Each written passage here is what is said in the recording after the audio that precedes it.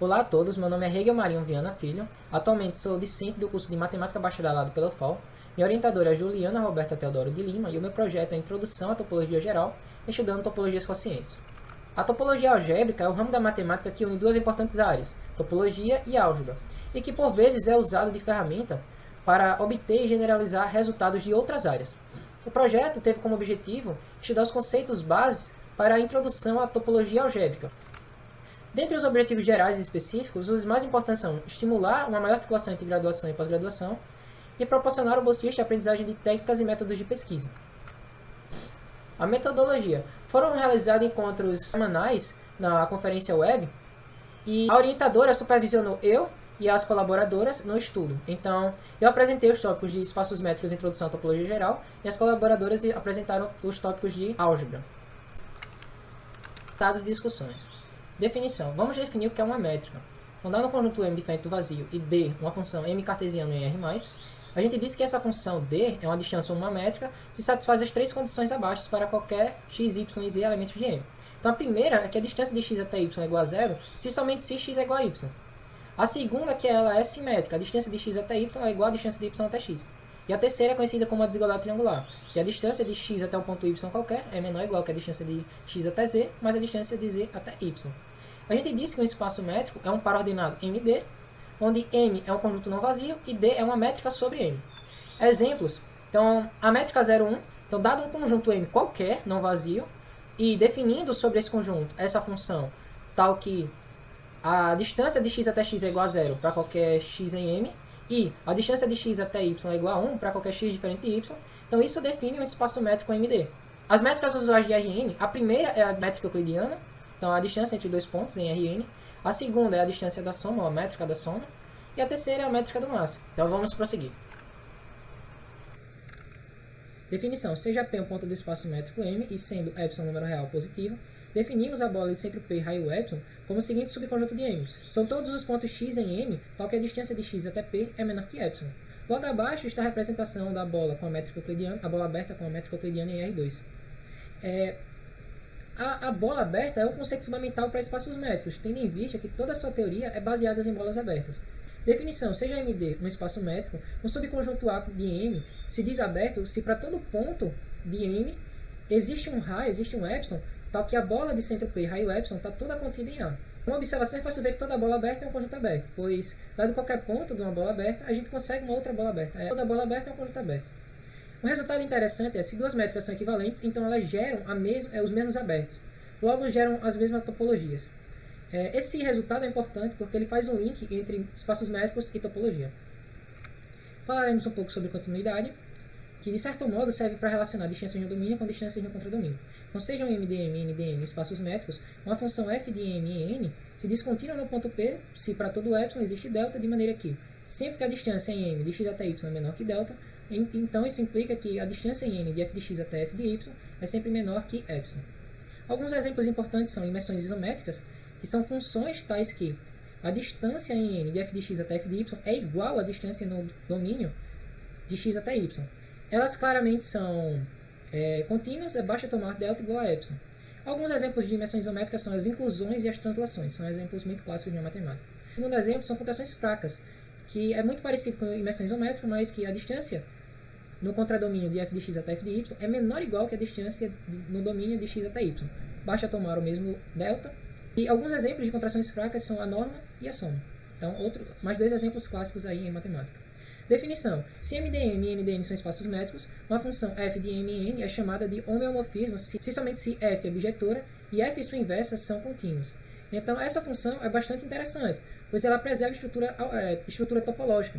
A gente vê, na verdade, em topologia que homeomorfismo leva e traz de aberto em aberto. Então, isso é bastante importante, porque se relaciona com bases topológicas. Falaremos agora sobre compacto. Seja M de um espaço métrico, diz que um subconjunto K de M é compacto se para toda sequência de pontos de K existir uma subsequência que converge para K. Definição. Seja M um espaço métrico e seja A um subconjunto de M, uma cobertura aberta de A é uma família de subconjuntos abertos de M, tal que a união desses elementos dessa família contém o A. Caso exista uma subfamília F', G1, G e N elementos dessa família, tal que a união desses elementos contém o A, dizemos então que F' é uma subcobertura aberta finita de A. Condição de Heine-Borel. Se para toda cobertura aberta de um conjunto A existir uma subcobertura finita A, dizemos então que esse conjunto A satisfaz a condição de Heine-Borel. Agora vem uma proposição muito importante, que todo espaço métrico M que satisfaz a condição de Heine-Borel é compacto. Então vamos à demonstração. Então seja M um espaço métrico que satisfaz a condição de Heine-Borel e consideremos a sequência Xn de pontos de M, há dois casos a considerar a respeito do conjunto dos termos da sequência. Chamando este conjunto de A, temos que A é finito ou A é infinito. Lembrando que um exemplo disso é se uma sequência for constante, então o conjunto dos termos da sequência é apenas um elemento, que é o qual ele se repete. Então vamos lá, se A for finito, então existe pelo menos um elemento xr em A, de modo que essa subsequência dos termos que se repete, xr, xr, xr, de modo que xn converge. Portanto, M é compacto, já que, dada essa sequência, existe uma subsequência que converge. Vamos continuar. Então, se A for infinito, mostraremos primeiro que o conjunto derivado é não vazio. Com efeito, se ele fosse vazio, devido ao fato que o fecho de A é A união o conjunto derivado, teríamos que o fecho de A é igual a A, isso mostra que A é fechado. Então, consideremos uma cobertura aberta F, GI para A. Então, F', escrito como o GIs união ou A complementar, é uma cobertura aberta para M, já que os GIs, eles cobrem A e o A complementar cobre o A complementar. Como o M é escrito como a união complementar, então isso aí tem que cobrir M. E, portanto, como cobre M, e M satisfaz a condição de Heine-Borel, então existem índices I1 e N, de modo que essa união cobre M. Então, se a gente separar essa união nos conjuntos GI1, GN e união A complementar, então a gente vai ter que esses conjuntos GI1, GN cobrem A.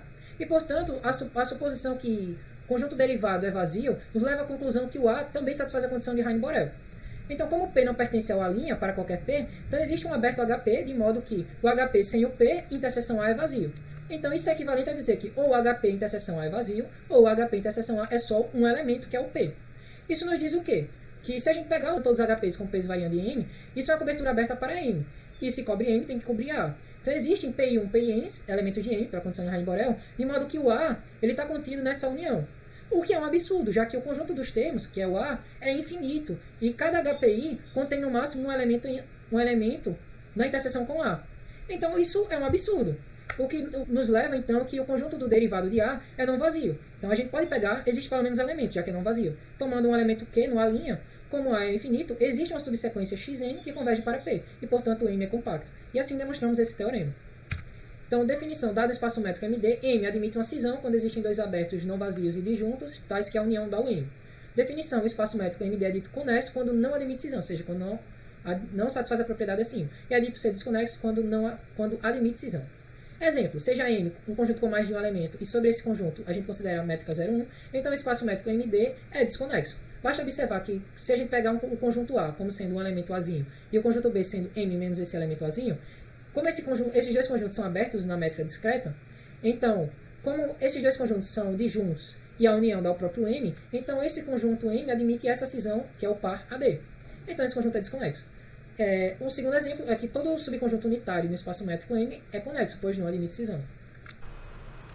Por fim, definiremos topologia. Uma topologia sobre o conjunto X é a coleção tal de subconjuntos de X que satisfaz essas três propriedades. O vazio X pertence a tal. Dado uma quantidade arbitrária de elementos de tal, a união dessa quantidade arbitrária pertence a tal, e se existe uma quantidade finita de elementos de tal, então a interseção dessa quantidade finita pertence a tal. Os elementos de tal chamamos de aberto. O par X tal é dito um espaço topológico. Resultado, todo espaço métrico é um espaço topológico, onde tal é o conjunto dos abertos do espaço métrico.